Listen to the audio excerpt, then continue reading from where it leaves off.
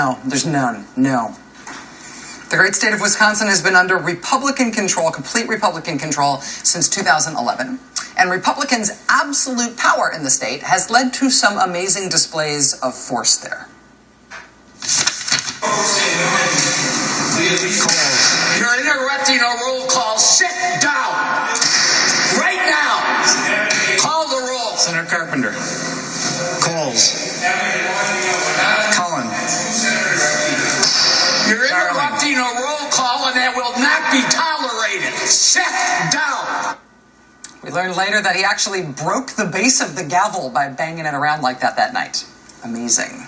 And it's entertaining to watch in a way, at least as a sort of spectacle. But in practical terms, Democrats in Wisconsin almost cannot stop anything that the Republicans want to do because Republicans have a lock on Wisconsin state government. And it turns out a lot of what Republicans want to do with their lock on Wisconsin state government is try to change the rules in the state to make sure that they can stay in power for as long as possible. In the presidential election this year in Wisconsin, the state voted for President Obama. Mitt Romney picking Wisconsin Republican Congressman Paul Ryan as his running mate didn't help statewide, and the Democrats won the state by a 7-point margin. But if you only counted up the vote before Election Day, if you only considered the votes of early voters in Wisconsin, they were even more blue than the rest of the state. President Obama won the state overall by 7 points, but he won early voters by 17 points.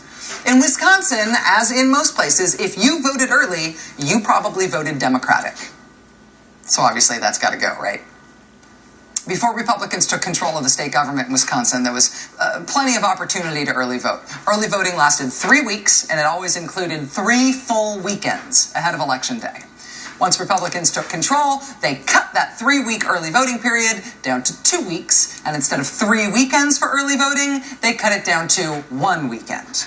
But that is not enough, apparently, because last night in Wisconsin, on the last night of the legislature before they shut down the session, Republicans at the very last minute sprung a new bill to cut down early voting even further. So they've already cut it from 3 weeks down to 2 weeks and from 3 weekends down to 1 weekend. Last night's bill will cut it further so there will be no weekends at all. And probably no chance for most people to get there after work during the week either. The bill they sprung on everybody last night would force every county clerk in the state to shut down early voting at 5 p.m. on every weekday and offer no weekends at all.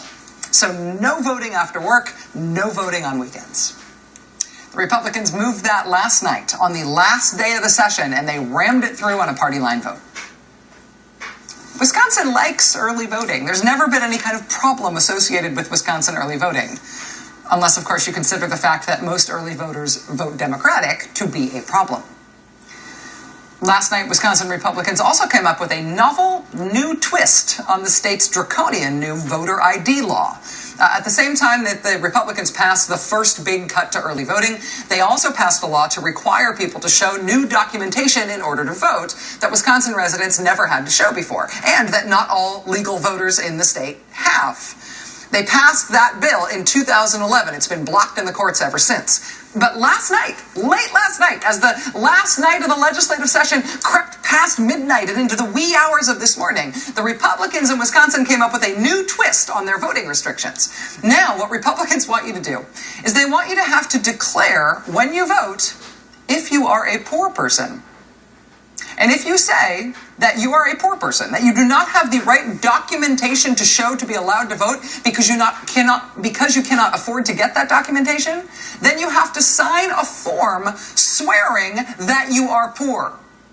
Once you've done that, your ballot will get put in a separate pile from everybody else's, and it will get marked as a challenged ballot. And then later on, local officials will consider your case and to decide whether you really are poor and if they're going to count your vote. Sounds fair? Sounds amazing.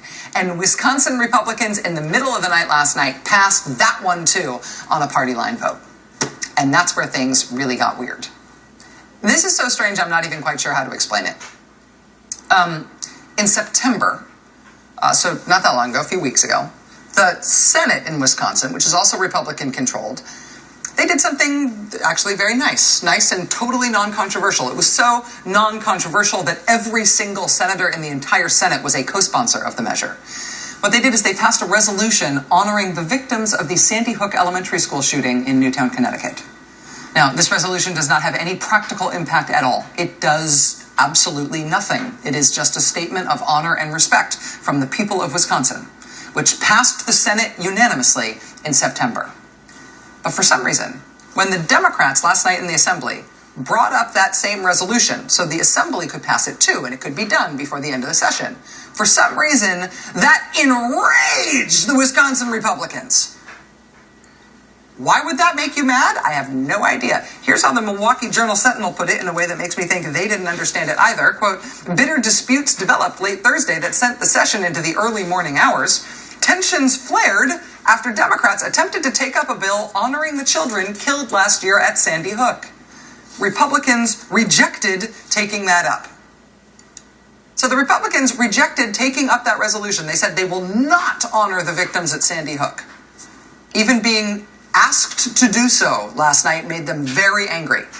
How that could make somebody angry, I do not know. But apparently it made them so angry that they then blew up the rest of the night and threw out the rest of the agenda that everybody was expecting. Look at this. So it says, tensions flared after Democrats attempted to take up a bill honoring the children killed last year at Sandy Hook. Republicans rejected taking that up and then advanced their bill on anti-abortion license plates, even though they had said earlier that they would not take that up.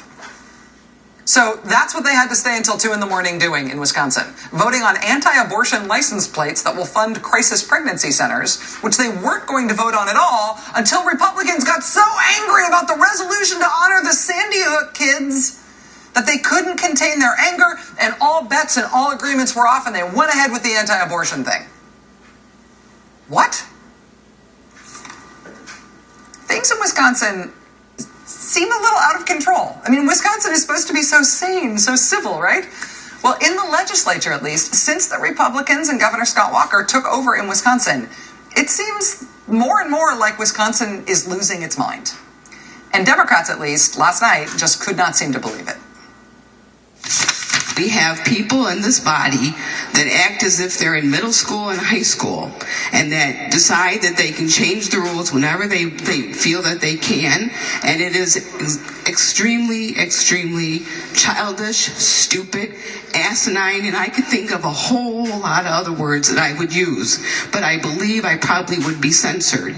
And let me tell you, I do know a few of those words, and I know how to use them. I see that the actual speaker, is here on the floor, and before he leaves, I'd like to ask him a question, if he would accept one. He's not at his assigned spot, so he can't yield. I'm willing to wait until he gets into his assigned spot. It doesn't appear that he yields. Is that serious? Is he serious that the Speaker of this House will not yield to a question for the 1 minute he's on the floor? It appears he does not. I mean, is Robin Voss, are you still in the room anywhere, or where are you? Gentlemen will refrain from using members. No, you know why I'm not going to refrain?